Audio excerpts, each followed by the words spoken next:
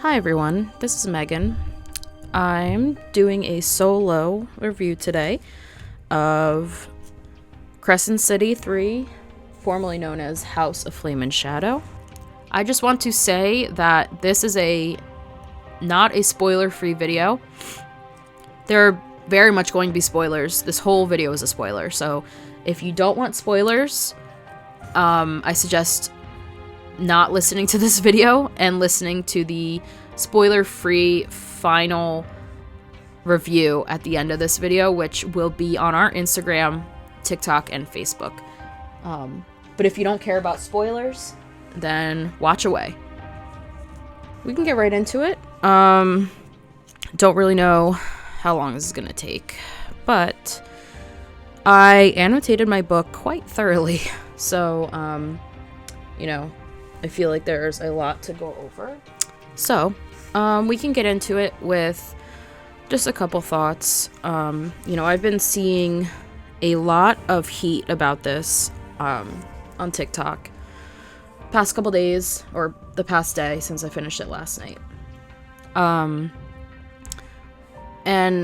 I've seen 50-50. I've seen people like me absolutely love this book. And I've also seen people so disappointed in this book that they have to post about it.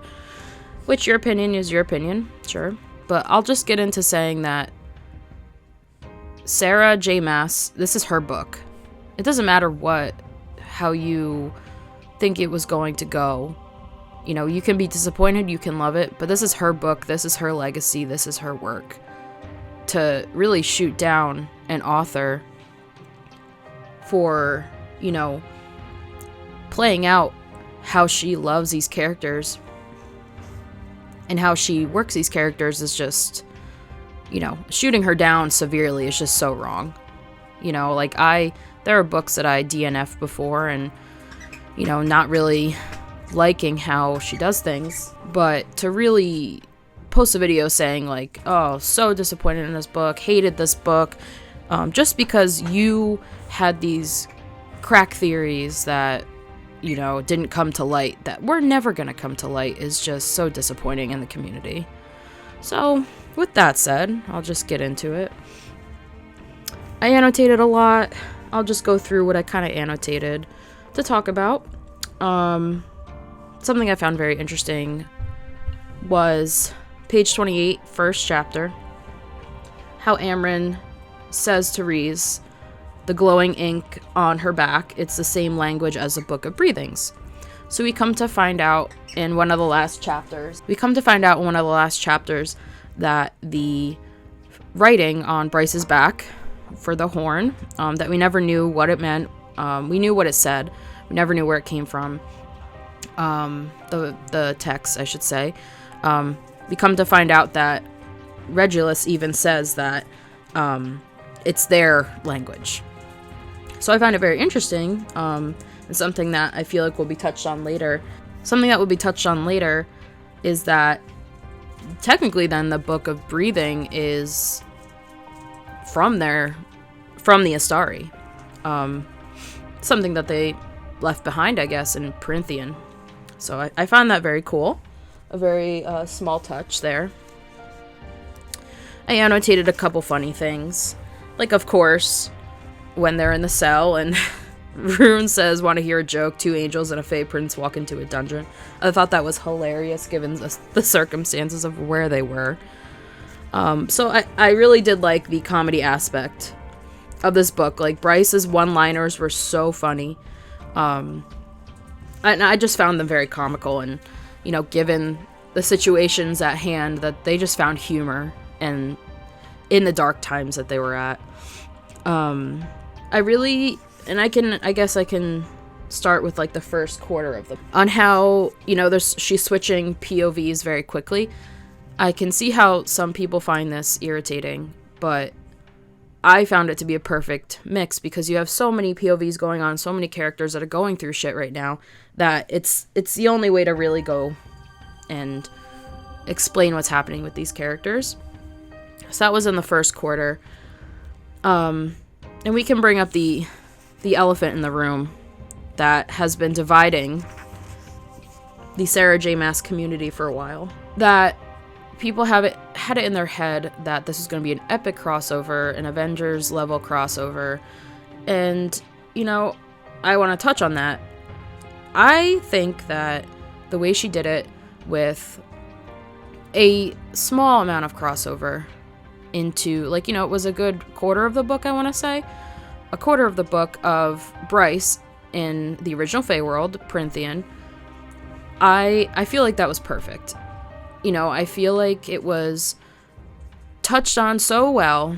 She was with Nesta and Azrael, two of the most complicated characters in the ACOTAR universe, I would say, in terms of character development, for Nesta especially, but Azrael we don't really know much about, so I just feel like it was very cool to have that bonding moment with Nesta and Azrael meeting this new person, because Nesta and Azrael really are good friends. It's not something Sarah's been touching on a lot. I feel like they're really good friends, and that friends in that regard where they don't have to speak a lot, that they can just, you know each other.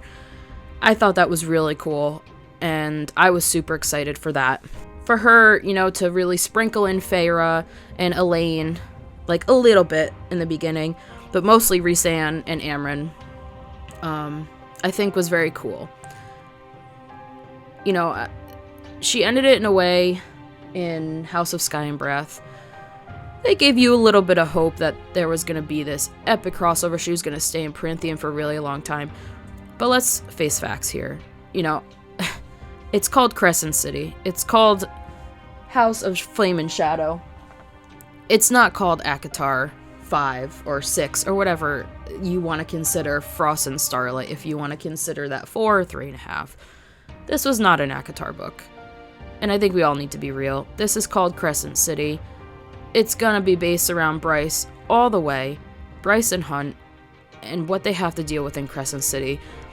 Sprinkle in Prythian and Nesta and Azrael.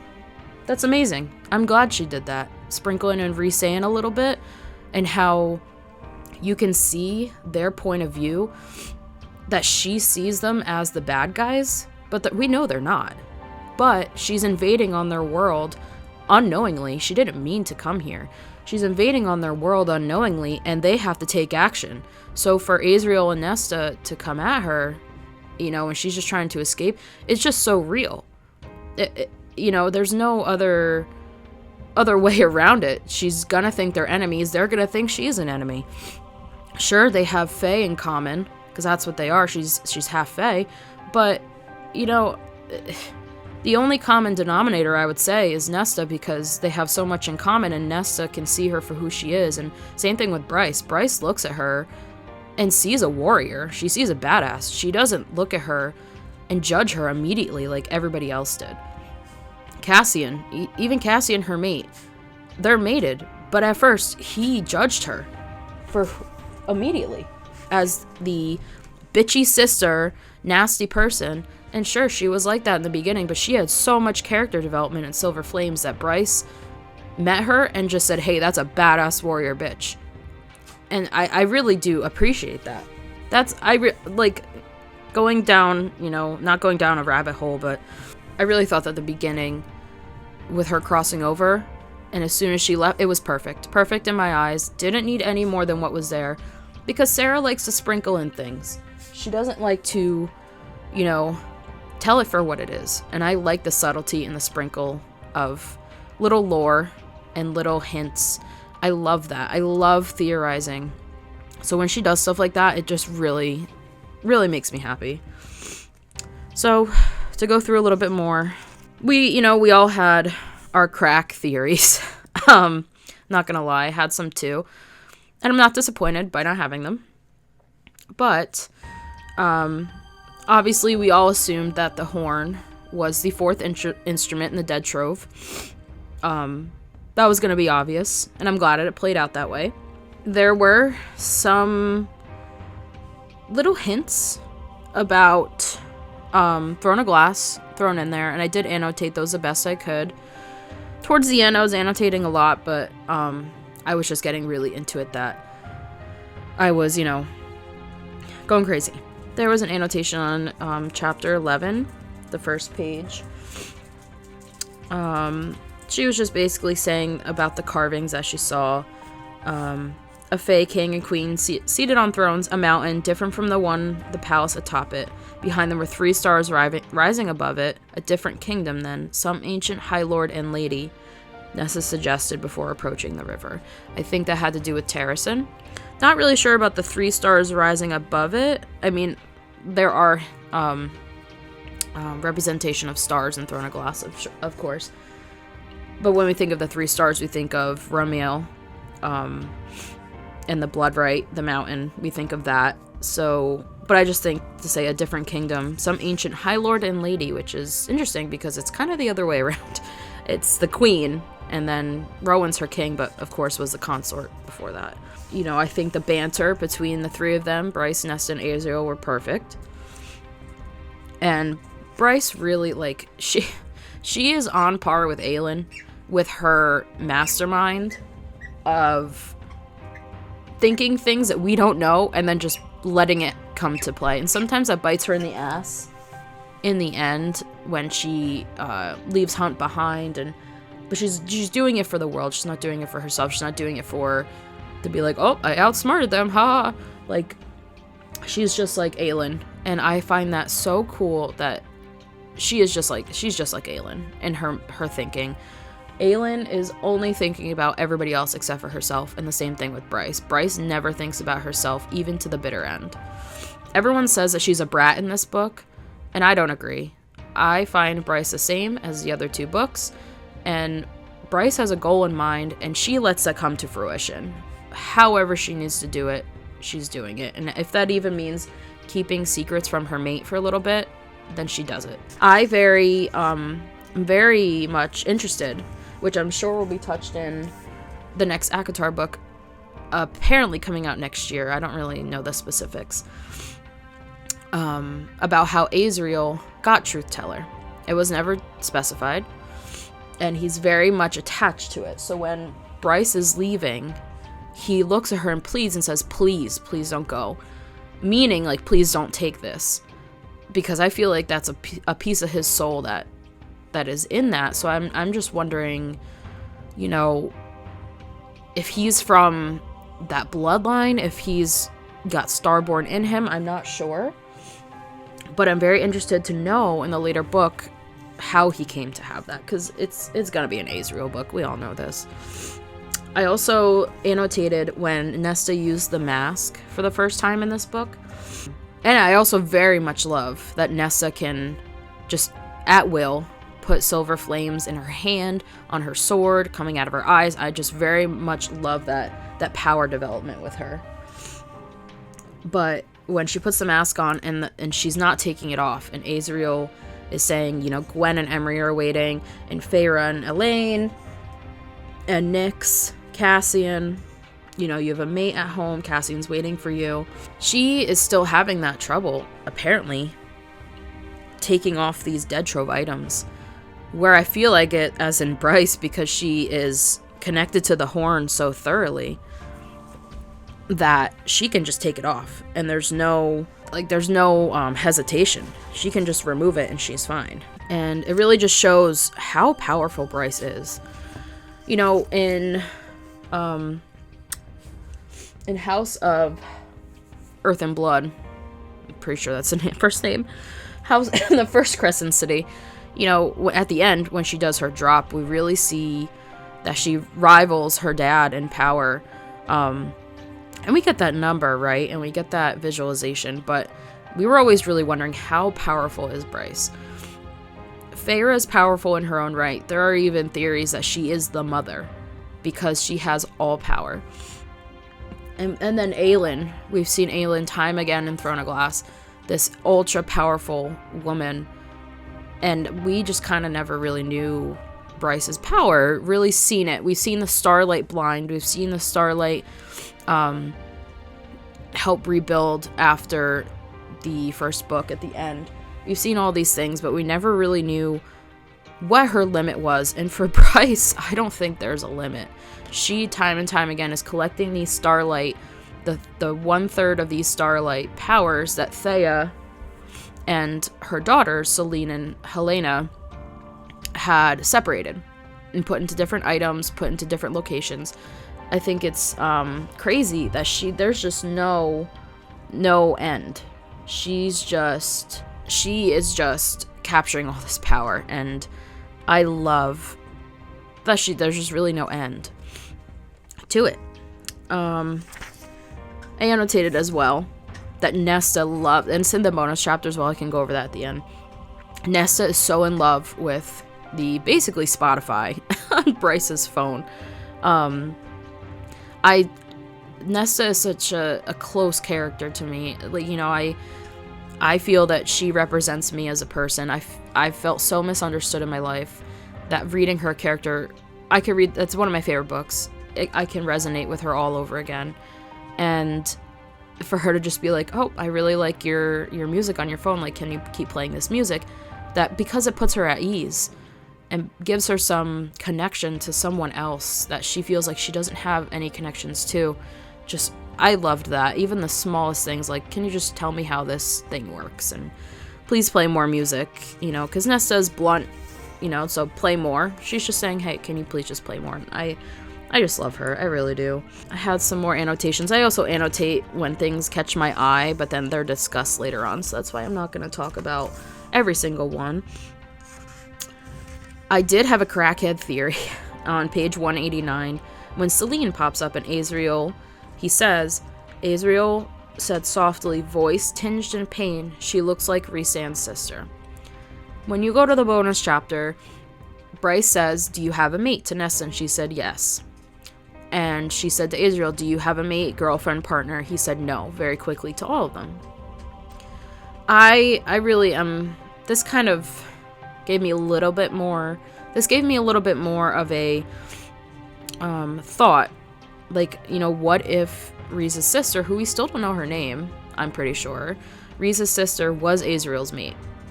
You know, I think that was the first thing he thought, which, you know, I'll get into a little bit later, but being that's the first thing he thought, you know, it really just sparked something in me.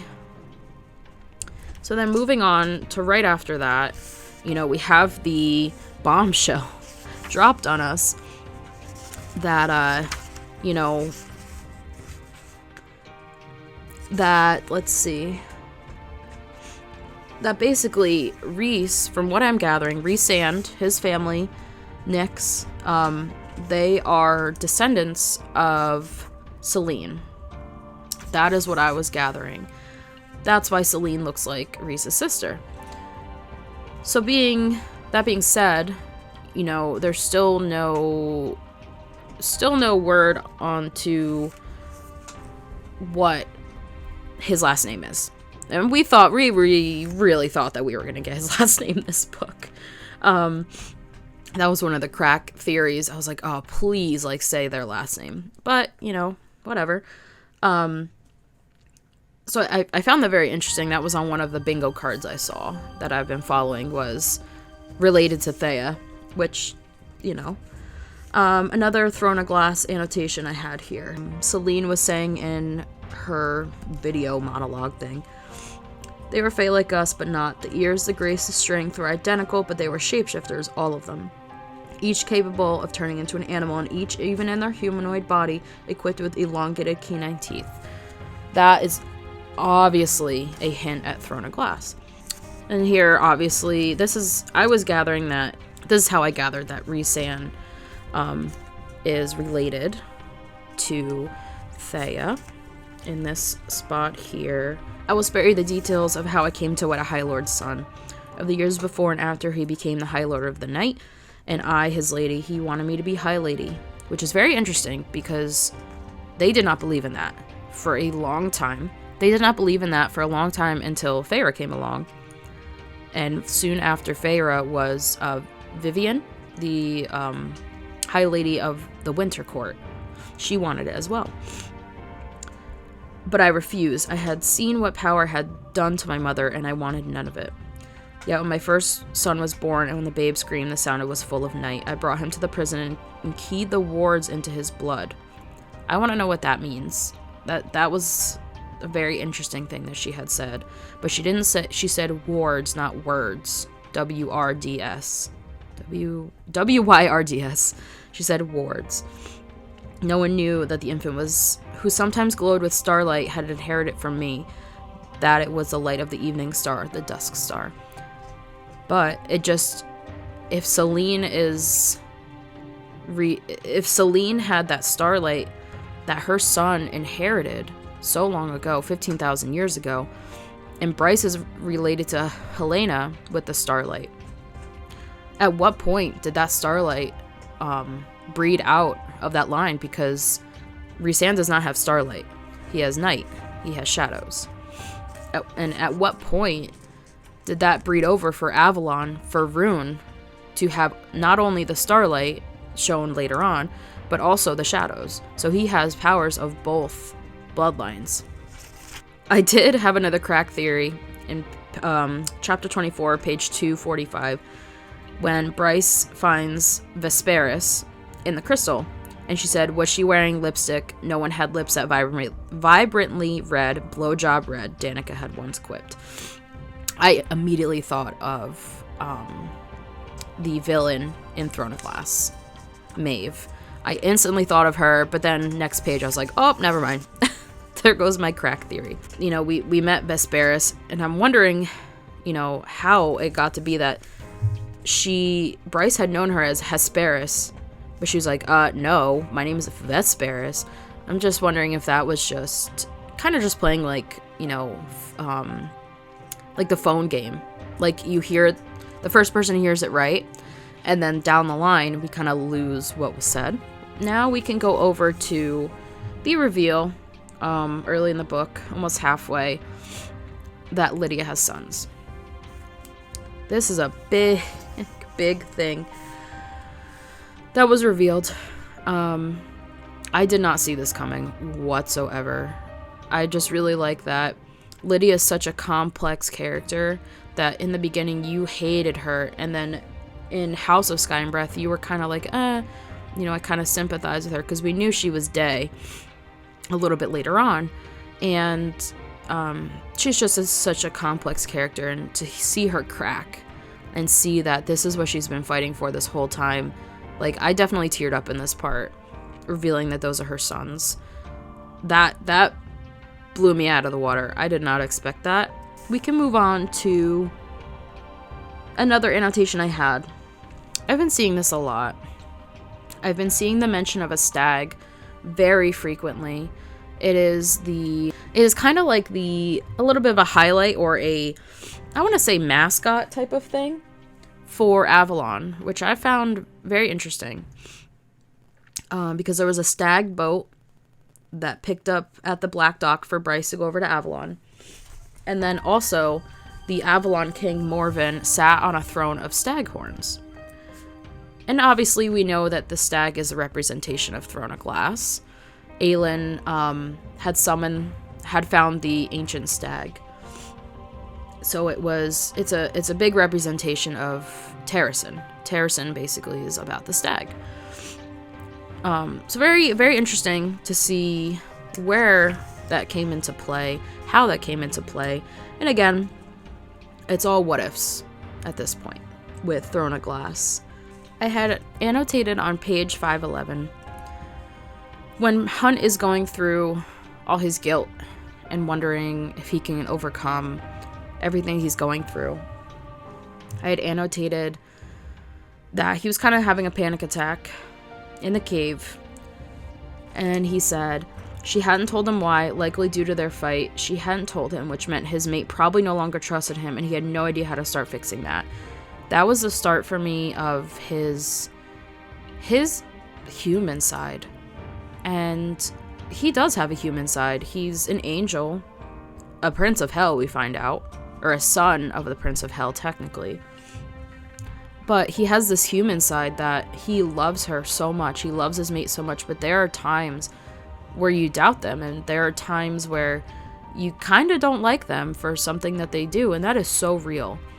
The one thing that I found interesting, this comparing to ACOTAR, was Feyre and Nesta, because they were both human, they have such human emotions where there are points where Rhysand and Cassian fuck up and they're like, you know, I hate you right now. I really do. Like, you're dead to me right now. Like, we'll talk later.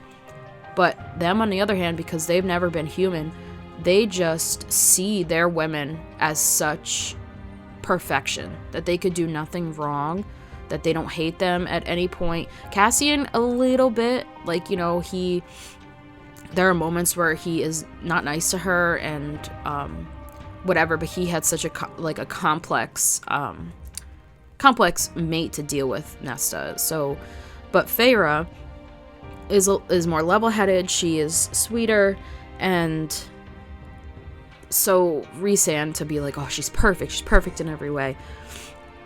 But in this book, it's just, Hunt has such a more human side to him that he's like, you know what, I'm just pissed at her right now, and I kind of don't like her right now, but we'll fix it later. It's just so real, and I like that because you could see it multiple times in this book. Another thing I annotated a lot was when Ethan, you know, is in the meat market and he has to fight Sigrid, which I thought was a very interesting play. And you know what? It checks out. He has to fight Sigrid and ends up killing her because she was going to kill him even though he saved her, because she is a Fenrir. That, you know, that line is so strong, so dominant that there was no way he was going to get out of that. So when Ethan talks to the Viper Queen and is in the meat market ready to fight, and she says, make your brother proud, it was a dig at first, obviously. But for it to come up multiple times after that, and Ethan changes his perspective on how she said that, I like that was a subtle change each time. It started with a complete dig, a complete rude remark. It elevated a little bit to Ethan being like, well, you know, make your brother proud. I'm not making him proud. And then subtly changing to make your brother proud. I am making my brother proud.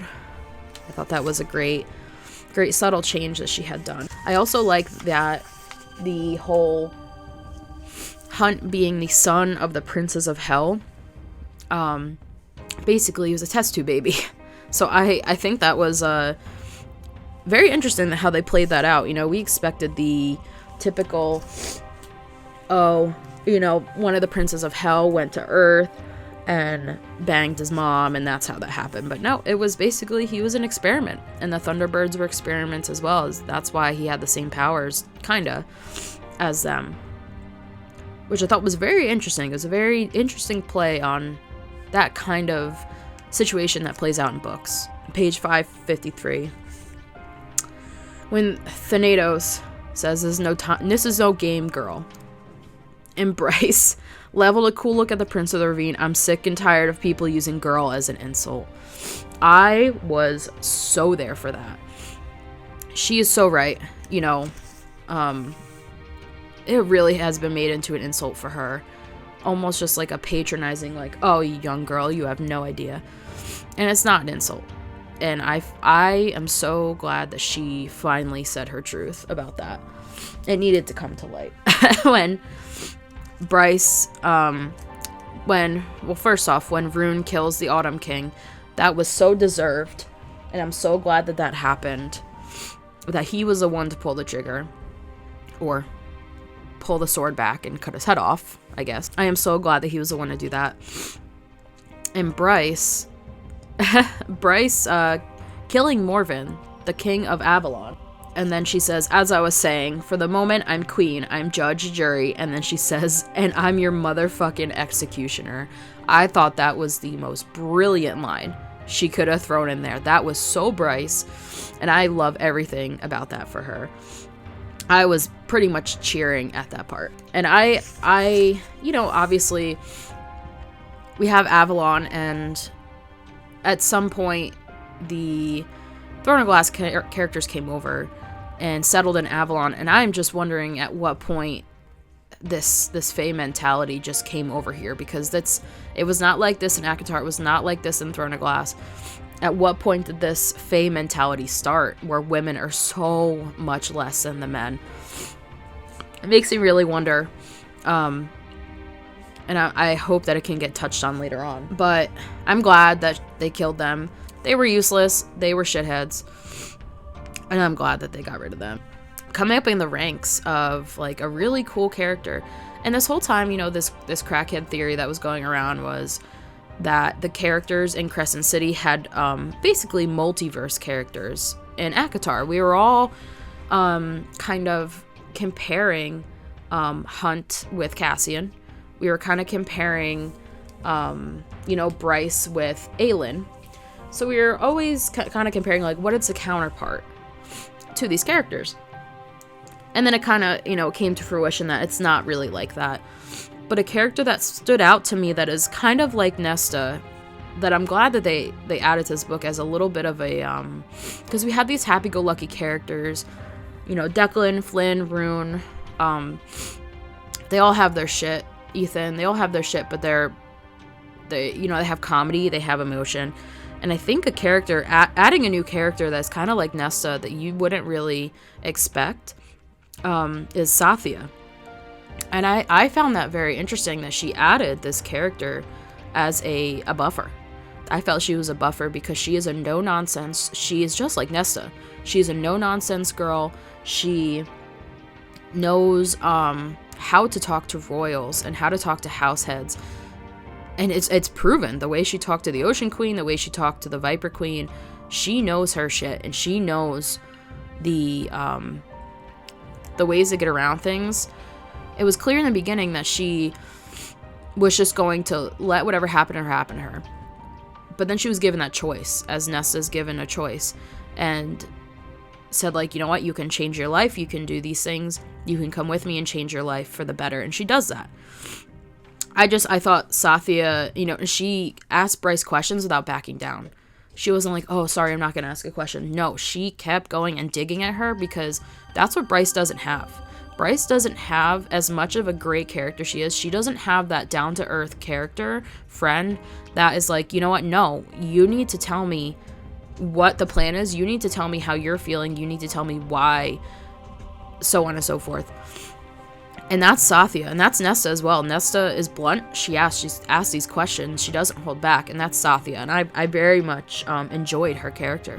I thought she was a great change of pace, and I really hope to see more of her at some point. A part that I kind of like teared up at was when they brought over, when Avalon's clear, Avalon is a safe haven now, and she brought over June and Fury by the helicopter, and she put, and it says in the book, friends are worth fighting for, worth dying for. And, you know, we didn't see June and Fury. We still don't know what Fury is, and I hope we touch on this in the next book, if she makes the next book. We have no idea who and what she is, and I need to know. Like, I'm so stuck on her. But, you know, I really like that line, friends are worth fighting for and worth dying for. It really put it in perspective that Bryce just has this support system when she never thought she did, after Danica died, and she has this support system, she has this love, she has this family and friends that are there for her. They go into Nenna. Bryce meets up with her parents, meets up with Randall, Cooper, Thrinks. I love Ember. She is a great character. She's a great mom. How in Throne of Glass, you know, Aelin doesn't really have parents. Well, like, she did, but they died. She doesn't have ever again a support system of someone's parents, a friend's parents, anybody, because they're all dead.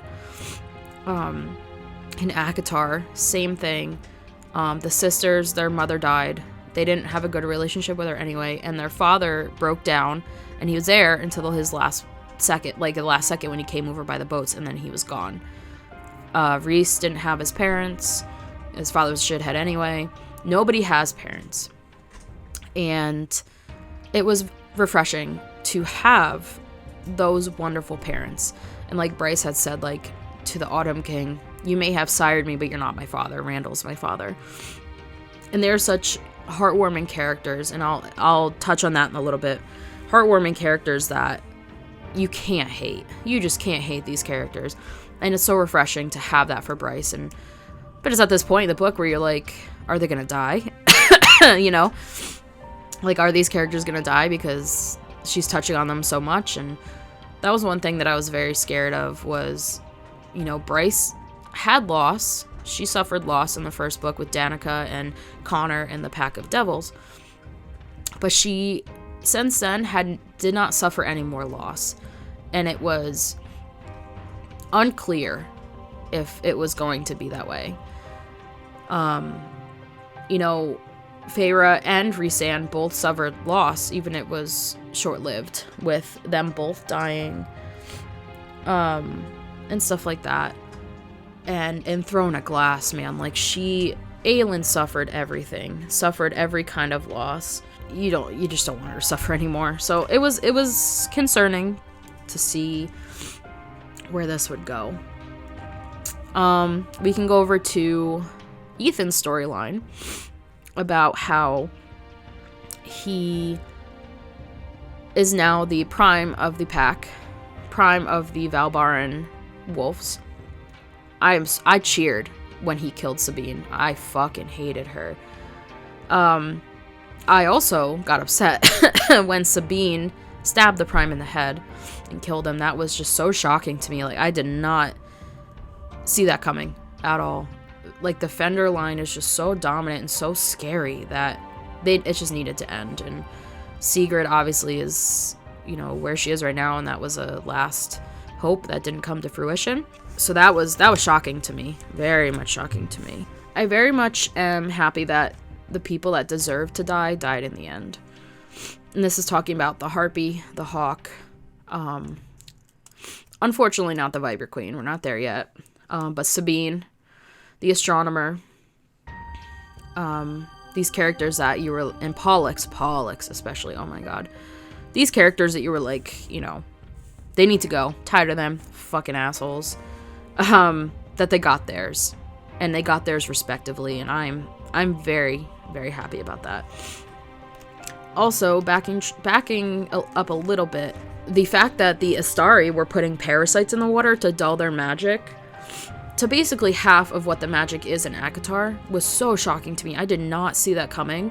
And I really do like that, though. That was cool. It's like something you can't see, something you would never think or know. That there's like, we're going to sprinkle some parasites in your water. Your drinking water, your bottled water, your swimming water, whatever. We're just going to, do that. And you're never going to know. And you would never know because you didn't have that power in the first place. I thought that was kind of crazy. But that was a very cool plot twist that Sarah put in there. I would have never thought of that. Going to page 692, another thing I annotated here with the Underking. This is I would say this is another Throne of Glass mention, and it is thrown at you if you've read Throne of Glass. The page starts. And she, the Underking, went gesturing to that unusual depiction of Erd towering over him, was not a goddess, but a force that governed worlds, a cauldron of life, the cauldron, brimming with the language of creation. Erd, they call her here, a bastardized version of her true name, Wyrd. We called her in that old world, Wyrd. I'm wondering if the Underking was obviously from Throne of Glass world, and I'm wondering what the Underking was past tense, what the Underking was, because obviously they lived so long, and I want to say they were maybe a Vogue, I'm not sure, but they lasted forever, because they had to feed on souls as well, and they're calling first light and second light, but the Reapers take souls. So I wonder if the Underking did kind of the same thing from the other world and then crossed over here, finding that maybe they were hunted in the Throne of Glass world in Aurelia, and then crossed over here instead to find new nourishment. Obviously, the chapter where Ethan talks to his brother destroyed me. Really just made me so sad. But I'm so glad we got to see Connor again, because I felt like the last two books, you didn't really see much of him. It was mentioned, and it was like, oh, you never see him again, haha. But it just goes to show in these books that the house heads and the basically the people that sit at the table and decide the fate are the most fucked up ones. Because the Underking's like, oh, nope, Connor can't talk, sorry. And then saying like, oh no, you can't see Connor again, haha. And it's just basically all up to what the Underking wants to do. And that's what sucks. Because then when Hypaxia and Connor kill the Underking, which Connor only kills them, or they both only kill them because they have their new powers back. Their original powers back. With Hypaxia killing the Underking, and then Hypaxia's like, oh no, like, Connor, you can speak, and then they could talk. He could talk. So, like, it's just, like, damn, the Underking was a dick. And I'm so glad they're dead. And I find it very symbolic. These house heads that are like, nope, what we say is law. We are not going to change our ways, you know, we're going to rule over you with an iron fist. And then to have Ethan with a strong heart now ruling the Valbaran wolves, to change it for the better. Hypaxia, who didn't really think she was going to become the Under Queen, basically, or the head of the House of Flame and Shadow. You didn't think that was going to happen, but Jessica, revealing that she was a priestess from Perinthian, from Parthos, really just goes to show that she was pulling the strings for Hypaxia to give her a better life, because she was uncrowned by her witches. She was thrown over by her fellow witches, by her general, and it's just a new world, a new world to rebuild for the better, basically. And I like that everybody's coming into their roles with that. One thing I annotated, 749 was, you know, they're in the battle at the Eternal Palace with the Astari, and the princes of Hell with their armies. They're doing their thing. Bryce kills Polaris, which was creepy, and I pictured it just like the fourth kind when they open their mouths elongated. It creeped me the hell out. But this is when Adis, Thanatos, and Apollyon are fighting. This is where my crackhead theory of Rhys being related somehow to the princes of Hell, this is where this comes into play. Gone were the princes' humanoid skins. Creatures of darkness and decay stood there, mouths full of sharp teeth, leathery wings splayed. A great black mass lay within Apollyon's yawning open mouth as he surged for Octarius. I have two theories here. Either these shedding of the humanoid skins, and maybe it's not even for Rhys, it's just for the High Lords of Perinthian. Shedding the humanoid skins, creatures of darkness and decay, turning into basically monsters. We saw in Akawar, in the final battle, that Rhys was this monster, this big dark monster with wings and teeth, and, you know, the one thing he was afraid of showing Feyre for the first two books. His true form, he would always say. We had that. We had Kylius of the High Lord of the Winter Court, who had this giant snowy monster form. And Helion, I'm pretty sure, had this Buddha-esque type, like Ganesh almost type of mythical form, religious form. But they all had their forms, right? And I just find it very interesting that the princes of Hell have the same type of thing, that beneath those humanoid skins is something lurking. My other theory is, like where they say creatures of darkness and decay, mouths full of sharp teeth, leathery wings, a black mass.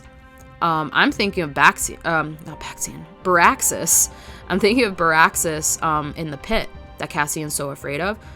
You know, they say that he's made of nightmares, that it's your worst nightmare in a creature. There's just something there. I feel like, you know, Baraxis wasn't really said, and the same thing with the Weaver, the Bone Carver. They said that they're gods, basically, like Laniths from Silver Flame as well was a god. Never really depicting, are they Valg? Are they Astarion / Daglin? It was interesting to read this and be like, so many thoughts on what that could really mean. All right, and this is what we were all waiting for, folks. Other than the fact that Rune calls Lydia his mate, which I was cheering. We all knew it to be true. But when they stood up to Pollux with her sons, Bran and Actaeon, when Pollux kidnapped them, and Rune and Lydia and Tharion, after Tharion was shot in the chest, this is when Lydia was given the antidote, so she regained her true form. Chapter 94. Rune couldn't look away. Couldn't turn away, didn't want to watch, and yet he knew he had to witness this crime, this unforgivable atrocity. But Lydia ran, swift as the wind, swifter than a bullet. Rune didn't understand what he saw next, how Lydia reached Bran in time, how she threw herself over her son, knocking him to the ground as she burst into white, hot flames. They erupted from her like a brimstone missile, blasting Pollux off his feet.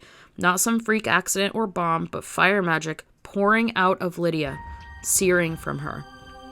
Bran, she was panting down at her son. The boy, untouched by the flame, scanned his stunned face, tugging the gag from his mouth. Brannon. She stifled a sob around the boy's full name. But then Actaeon was there, hauling his brother away as best as he could with the bond still restraining them. "What are you?" Ace breathed.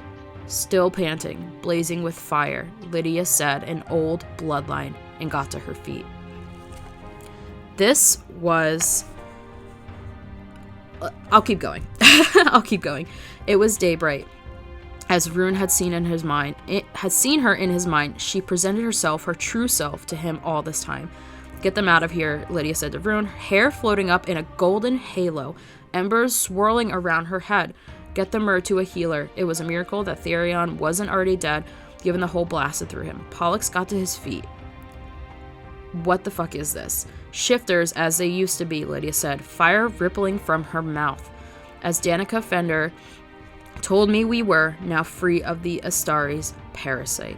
When I tell you, when I read this and read the word Brannon, read the name Brannon, I put my head back and stared at the ceiling and yelled. I had an inkling. But reading the name Actaeon or Ace, I was like, it just could be a coincidence. You know how she just throws names in there that are similar to others? No. That, I can't wrap my head around. And obviously she is from Rowan's bloodline, because it was very clear in the last couple books that she had Rowan's wedding ring. The gold band with the clean-cut ruby placed inside. And she said it was a family heirloom from her father's side, an old bloodline. Meaning, at what point did they cross over and start to breed and lead to Lydia? She said, and it's very prominent from her stag form, that she is from Aelin and Rowan's line. It's just very interesting that Aelin does not have a shifter form. Aelin had her elongated teeth, she had her fey ears, she had her magic, she had her immortality, almost like making the drop, but she was not a shifter. Rowan was. So it's very cool to see that at some point that shifter gene transferred over and never left. That part was crazy, I have to say. I was living off that high for the rest of this book. And then, going to the next page, said Lydia had known even as a child that she was pure power, and she'd kept that power buried in her veins. Not witch power, she knew her flames were different. Her father didn't even have them either. She kept them a secret even from the Astari. No other shifters had them to her knowledge, and she knew what revealing them would mean, becoming an experiment to be pulled apart by the Astari.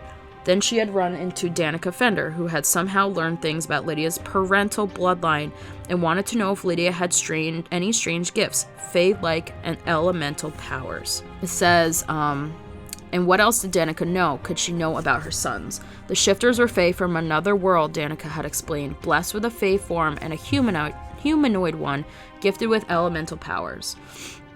It had confirmed what Lydia had this is where it gets crazy, folks. It confirmed what Lydia had long guessed. Why she had named Brandon after the oldest legends from her family's bloodline, of a Fae king from another world, fire in his veins, who had created stags with the power of flame to be his sacred guards. Lydia hadn't mentioned any of that as Danica had filled her in on how they become shifters and the Astari's experimentations with them on Midgard, which had eventually erased their pointed ears. She'd been glad when Danica had died, all her questions with her. Absolutely fucking crazy that she put that in there.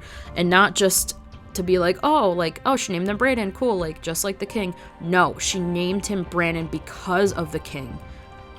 I got chills again reading that. Fucking chills. That just, I don't know, just not just sprinkle that in, to just slap me with it, Sarah. Like, Jesus. Like, oh my good God. I very much like that Hunt had this, this guilt and this, basically just guilt, this whole book about everything. But having when Bryce uses the mask to put the souls of the fallen into the mech suits to fight on their side, and for that one mech suit to help save Bryce in the black hole, that was Shahar, Hunt's old lover, just really kicked me in the gut.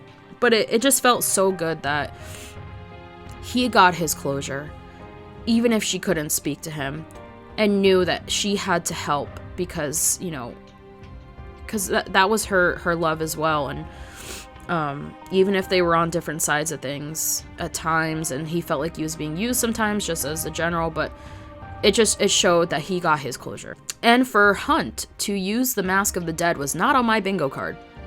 Not on my bingo card, folks. So let's go to, Bryce saves the day. She kills the Astari.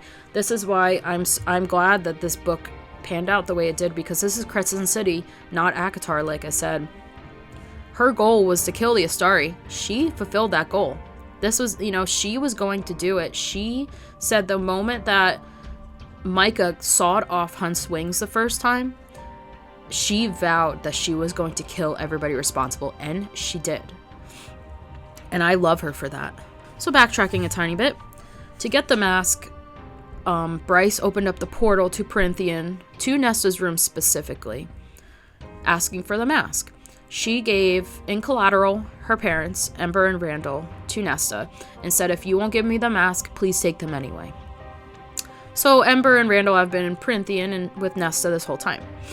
And now it's clear with this chapter that Ember and Randall were with not only Nesta, but Cassian, Farah, Elaine, Amryn, I'm sure maybe Lucian, and of course Rhysand and Nyx. So this is where we're at on page 811. This is where Bryce is going to give back the mask, and I'll read it. Bryce found Nesta in the same room the female had been in before, with Ember and Randall and a handsome, vaguely familiar winged male beside them, who smelled like Nesta's mate, sitting around the table and talking over tea and chocolate cake. I think that, Cassian and Hunt have so many similarities that's why she said vaguely remember, because she's never seen him before.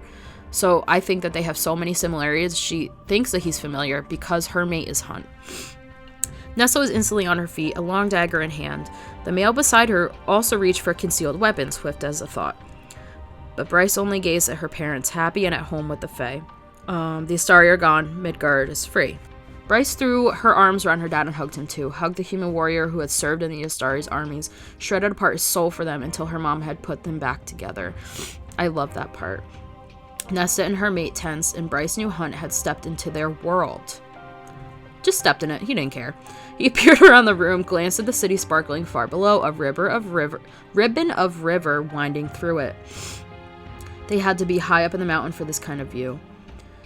You have 1 minute before Rhys gets here and explodes. Oh, Rhys will be fine, Cassian, Ember says, in the Fae's language. I am living for the fact that it's not just once Rhys lost Bryce and couldn't get to her. It's twice. Actually, it's 3 times. Once in the dungeon, the second time when she got the mask, and third when she gives back the mask. I just love that he's never gonna live that down ever in his existence. And so it says that they can speak their language because they gave them the device that they swallowed to make them listen. But Bryce shook her head. Reezan will be fine, the guy who brings darkness incarnate. He and Randall bonded about being overprotective dads, Ember said. So now Reez knows exactly this sort of shit you like to pull, which apparently you pulled here too. I just wonder if Reez now is just cool with it because there is someone that he can relate to now. Like, nobody else in his inner circle are dads. Like it's very uncommon for them to have children. So for him to be a dad and not get to relate with anybody else, I think it's very cool for him to just relate with this rando human guy that walked over. Bryce glanced at Nesta, who was watching warily, so Bryce leaned into her jacket and pulled out the mask, here as promised. And then Bryce drew Truth Teller, and Cassian looked like he jumped between her and Nesta. Hunt set his feet into a fighting stance in response, but Bryce just said alpha holes, and laid the dagger on the table between their tea-set and treats. You brought them back, Nesta said. Did you think I wouldn't? I don't know what I thought.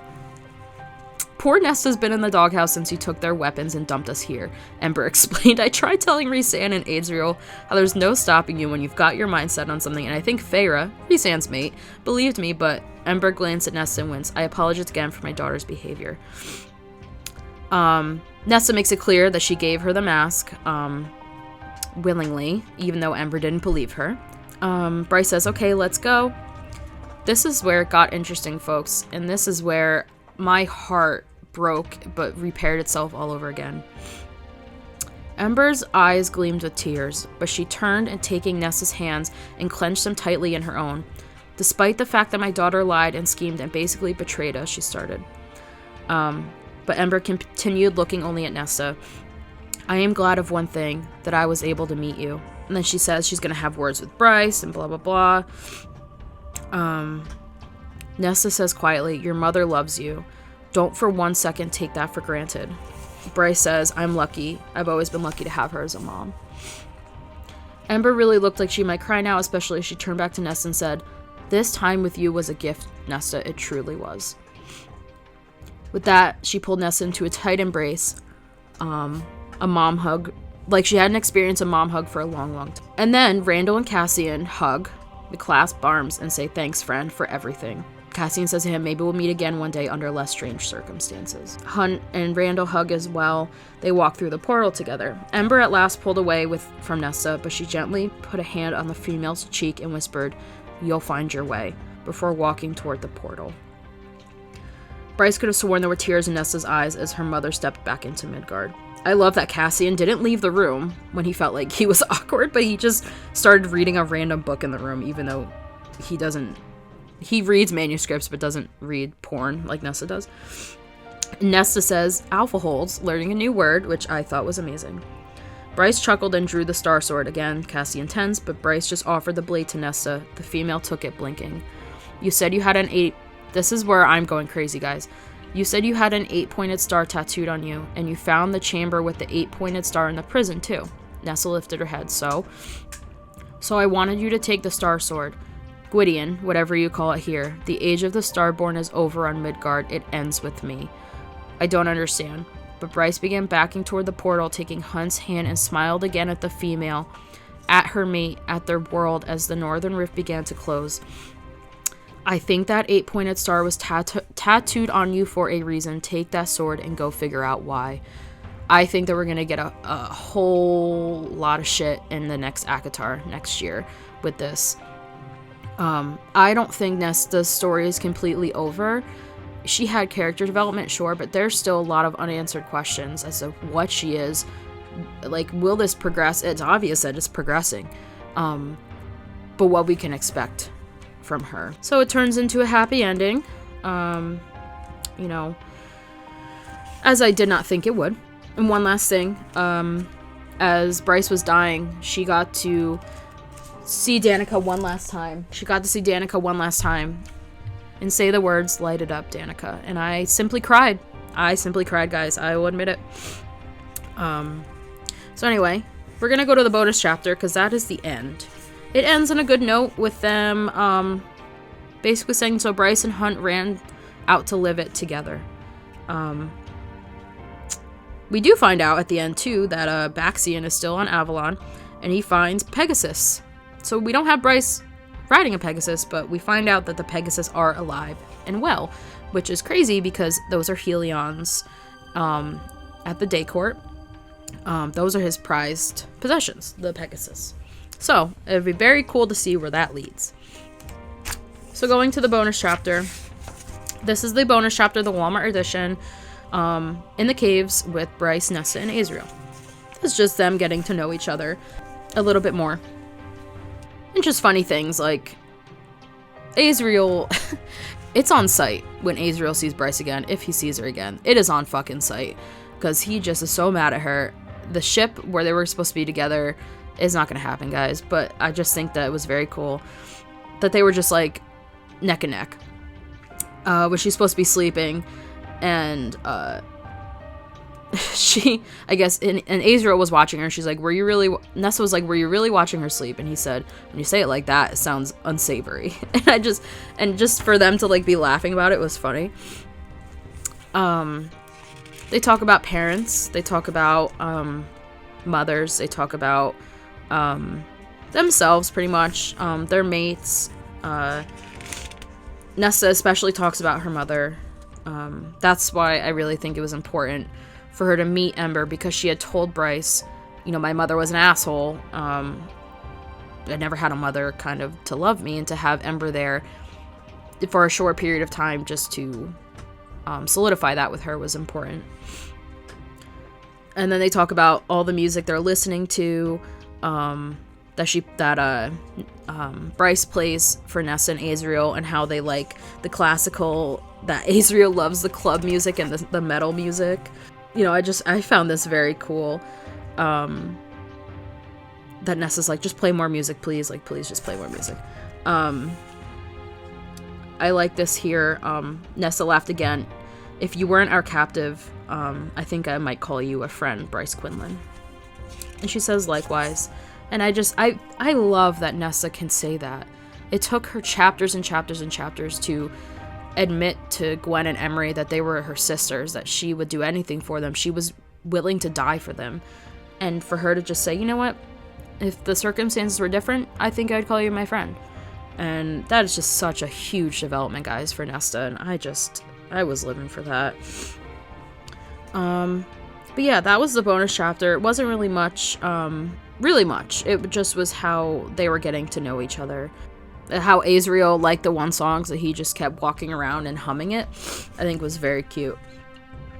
Such a misunderstood character, but has such human emotions at times. So that's the end of Crescent City 3, House of Flame and Shadow. I have some notes here that are just questions, So the first one I have is, why did she write House of Earth and Blood, House of Sky and Breath, and then jump House of Many Waters to go to House of Flame and Shadow? So meaning, are we going to get a fourth book, and is it going to be named House of Many Waters? I think it would be a good send-off to do that. She's already done 3 of the 4 main houses, based off books based off the houses. And I think that it would be cool to get one of Many Waters and get more of Therion, because his story is very clearly not finished. He is technically married to Sathya, and when Sathya finds her ex-boyfriend in the clutches of the Viper Queen, she leaves Therion to go and find him. And at the end, Therion is meeting up with the Viper Queen, trying to find Sathya, and comes into contact again with Ardene, the dragon. She had been sold off early in the book for Sigrid, or let go. It wasn't very clear what happened. So for her to return to the meat market was a shock. I'm very interested to see where that goes. I think it would be beneficial to have another book, because there were unanswered questions at the end. With the First Light core destroyed, First Light was obviously powering their cell phones, their computers, their washer and dryers, their electricity, everything. So with that gone, they even said, like, how much longer do we have our cell phones before they die? I'm interested to see how they come around that.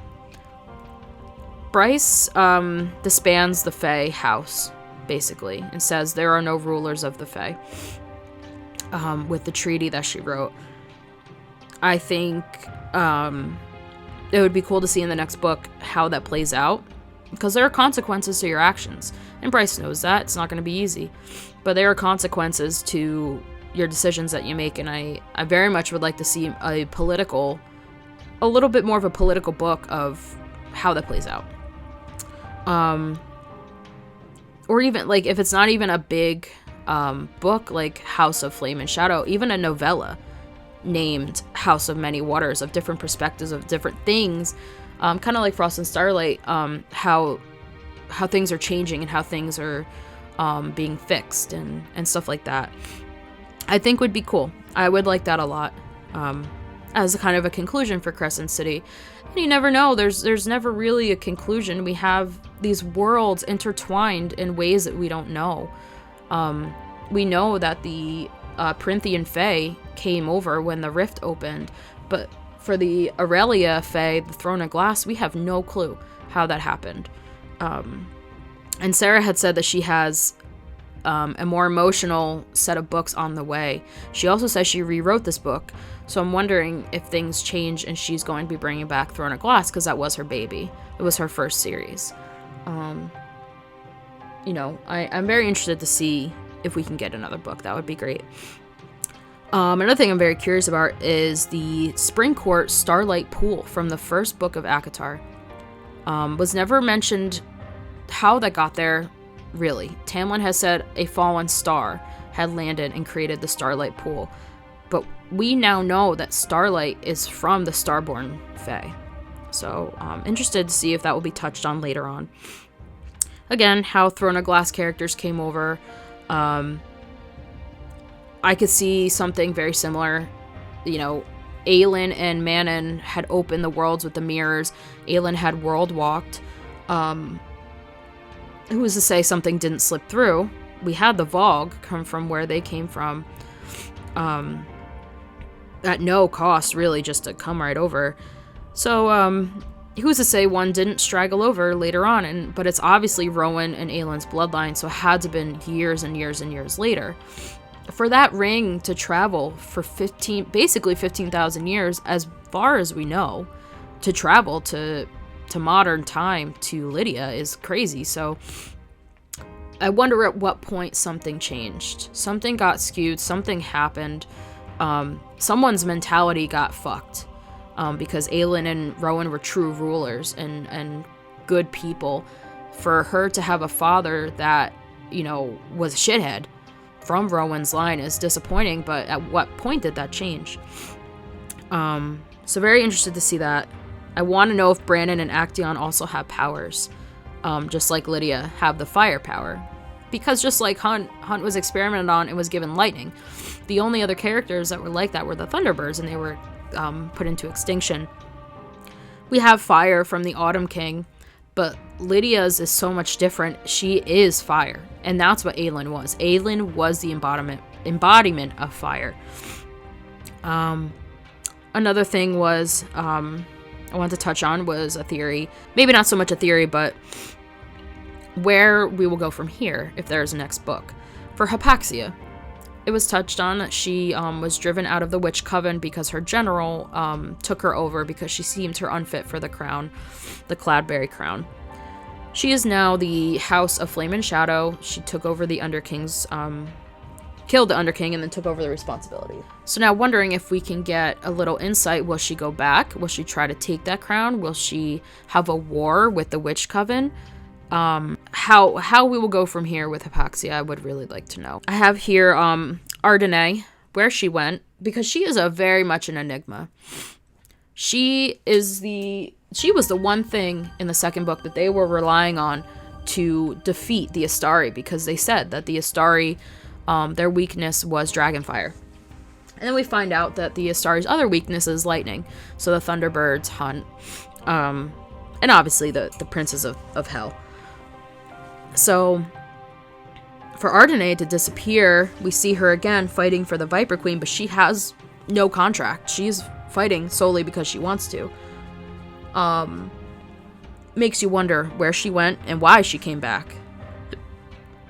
So I would really like to see more of her later on. And finally, my last thing for this book is a lot of people were disappointed we did not see Aelin, did not see characters from Throne of Glass, and I just want to put this out there. I am glad we did not see Aelin. If you've read Throne of Glass, which most people have for these books, you know that Aelin has gone through it.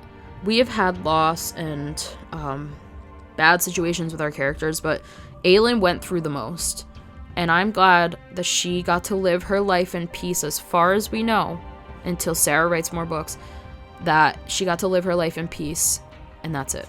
And that she got what she wanted, and that was the end of that. I'm glad we didn't see her. Again, guys, this is a Crescent City book. It's not a Crescent City / Throne of Glass / ACOTAR book. This is a Crescent City book. It's Bryce's story, and I'm glad it was kept that way. So I'll give my final review for Crescent City 3, House of Flame and Shadow. I'm going to give this book a 10. Like I had said in the Fourth Wing review, I don't give books 10s often just because you have so many other books, so many other narratives, so many other stories. This is the third installment.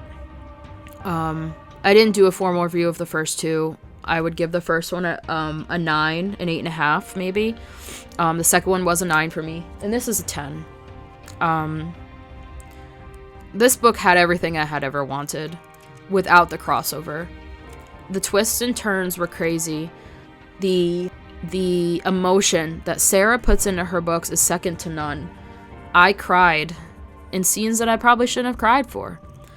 When Bryce was floating to her death, I cried because I thought, wow, there's no other book announced after this. She could die. This is a character that I've come in love that could die. I really loved that Sarah gave them their power back, gave them this life back that was taken from them unknowingly, and gave them this freedom. And I'm glad she wrote Bryce the way she did. I'm glad she wrote all these characters the way she did. There wasn't a single main character that I did not like. She has such a connection with people, with her readers, with her characters, that she just makes them so likable in the end. There were times where Therian pissed me off. There were times where Rune pissed me off. But in the end, she wrote some fantastic characters that cannot be duplicated. And these books hold a special place for me, for sure. When I reread the first two recently to prepare for House of Flame and Shadow, I just fell in love all over again. It resonates with me in such a way that cannot be replicated. The spice in this book, I would give it a 4 out of 5. Obviously, her first two were not as spicy as ACOTAR. And this is the first time I'll ever say it, and probably the last. I'm okay with that. I'm okay that there wasn't a lot of spice scenes in this book, because it was more than that. You know, you joke that you read smutty books and ha ha ha, but this series, guys, is so much more than these smutty scenes. It is love, and it is hope, and it is action, adventure, comedy, passion. There are so many things to gather from these books, and it's not just reading for these books. It's lessons. It's life lessons. It's feeling, and it's feeling connected to these people. And when you have a book that is that connected like that, you don't need such smutty scenes. I really felt like even if she this is strange for me to say, even if she didn't put any sex scenes in this book, I would have been perfectly okay with that, and I still would have given it a 10. It added an extra flair, sure, as it always does, but it really did, she did a fantastic job. I wouldn't have wanted this book any other way. I'm a-okay with how she wrote this, and it will be a reread for me. And if she could write A House of Many Waters, I would be over the moon. If not, this was a very good send-off in the Crescent City series. So I 1000% recommend this book. And yeah, I will be impatiently waiting for ACOTAR and another Crescent City book. So that's me, Megan, for the Valkyrie Book Club. That's my review of Crescent City 3, House of Flame and Shadow. And I hope to see you guys soon.